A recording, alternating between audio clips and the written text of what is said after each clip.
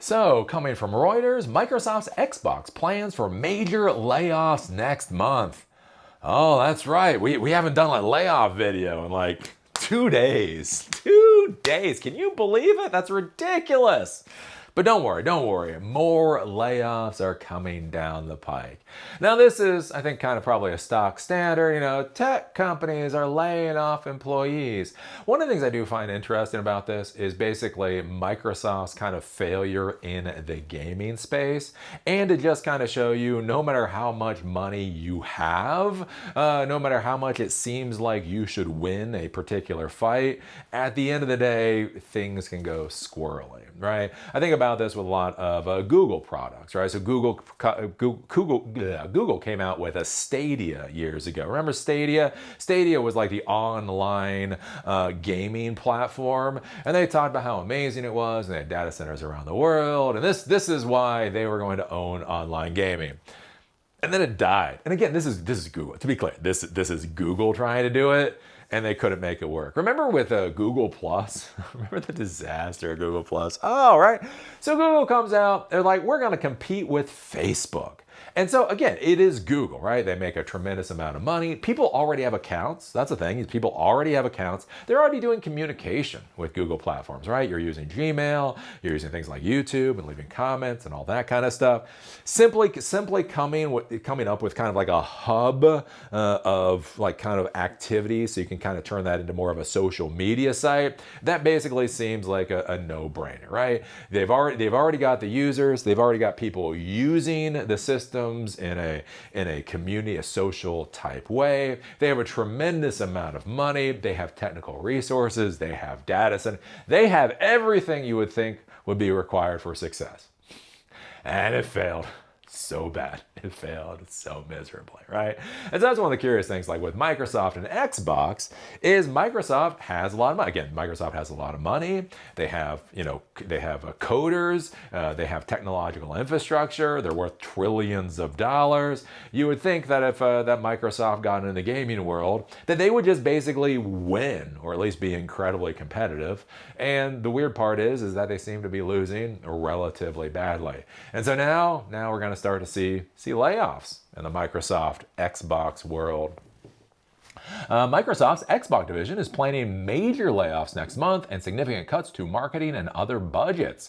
The job cuts would mark the first major restructuring under Ajma Sharma, who took charge as CEO of the gaming unit in February. Xbox has faced mounting challenges in recent years as Microsoft bet on subscriptions and cloud gaming failed to offset declining console sales and a shortage of blockbuster titles. Sharma said Xbox accountability margins had fallen 3%, and the company had spent more than $20 billion on content, platforms, and hardware subsidies over the past 5 years, even as annual revenue declined by nearly $500 million during that period. So basically, they've been throwing more and more money at Xbox, and their return has been going down. She said Xbox would need to rebuild its platform infrastructure and rethink its portfolio in the weeks and months to come. The exact scale of the layoffs is not yet clear. It is expected shortly after the close of Microsoft's fiscal year on June 30th. So with this, I've talked about that before, layoffs. There's a whole question like when you want to do layoffs from an optical standpoint. Do you want to do layoffs in this fiscal year or next fiscal year? That's what we saw with Microsoft. I do believe it was last year. They laid people off at the end of one fiscal year, and then they also laid people off at the beginning of the next fiscal year, right? So they didn't want to show the world essentially how many people they were laying off at one time. So by splitting it between the fiscal years, optically, it kind of made it look better. So what's kind of interesting with this is, for whatever reason, they're trying to do the layoffs in the next fiscal year, which I would say, if you're working for Microsoft, always be concerned about June. It seems like their fiscal year ends at the end of June 30th. So I would say, if you're working for Microsoft, be a really, really good boy or girl in June and July.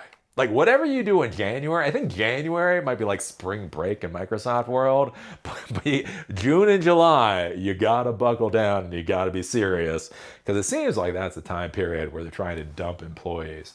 So I'll be curious to see where this goes with Microsoft and Xbox. I'm also kind of curious to see where this goes. With all of these gaming companies, it seems like a lot of the gaming companies, Ubisoft is doing layoffs too. We've seen a lot of studios shut down over the past couple years, and I wonder what's going to happen kind of with the gaming industry. Like one of the things I've talked about before, so I've done gaming again since I was a kid. My first gaming system was the Atari 2600. And the nice part back in the day with Nintendo games is that they ended. Like you could literally sit down and play a Nintendo game from beginning to end, and it would take about an hour. So I used to rent video games, and by the end of the weekend, many times within a single day, I would beat the game, and it was over. These new games go on forever. They just don't stop. I just stopped playing Ghosts of Yodi, so I don't know. It was okay. Anyway, I think I was at the final boss. I don't know. I was at this final boss. It was a pain in the ass.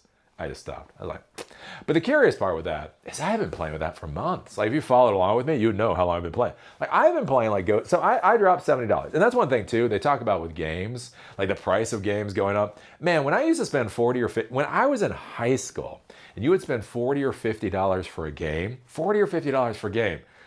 As said before, that whole game, unless it was Final Fantasy, you could beat that game in a day or two, right? The fascinating thing now, you spend $70 on a game, months. You're literally playing this game and you're like, when will it end? And then you just give up at a certain point in time. Right? I just got this new Soros. It's a Soros. I don't know. I got a new game from the games. Anyway, it's the same thing. It just goes for hours and hours and hours and hours. And I do wonder from a business standpoint, what happens when you have these games where it's not that they don't end, right? The Fortnites of the world, a lot of those games, right? They never end. They just keep going. But what happens when you have these games that just go forever? And you're a normal human being, right? You're a normal player, right? You're not playing these games 8-hour days. Like when I sit down and play my games, I play my game for like an hour a day. I'm sorry. Games are entertainment to me. My real stuff is other things, right? And you think about these games just go on forever. And you do wonder like what is the market breaking point for these particular types of products? Where I've seen there's a few new games that are going to be coming out, and I have no idea if I'll even get around to playing them, because this new one that I have, I think it lasts for like 60 hours. So it lasts for 60 hours. So it's going to be good. I might be playing this thing till like September, most likely. Maybe August, probably September, because I got some vacation coming up. And so even, like, there's going to be games that are going to come out. And, like, I might even be interested in the games. I may even want to buy the games. I'm like, that's a cool game I want to buy. But by the time I get done with this game, right, that game will now be a little bit older. And there might be a new game that comes out. So I buy that one.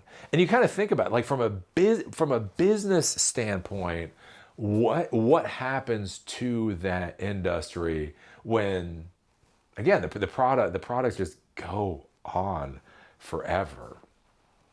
I don't know. We'll be curious to see. Like I hear that with people, they own an Xbox and a PlayStation. I just don't got that much time in the day. It's like, what?